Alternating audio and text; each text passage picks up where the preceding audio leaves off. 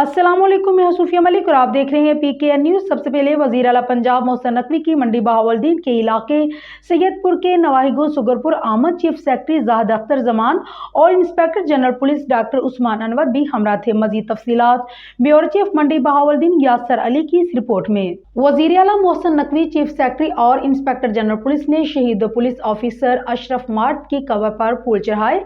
शहीद SSP अशरफ मार्द के इसाले सवाब के लिए फातिहा ख्वानी की।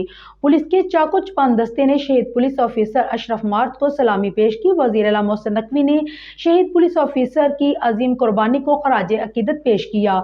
शहीद अशरफ मार्द पुलिस सर्विसेज ऑफ पाकिस्तान के पहले पुलिस ऑफिसर थे जो दहशतगर्दों की टारगेट किलिंग से शहीद हुए थे।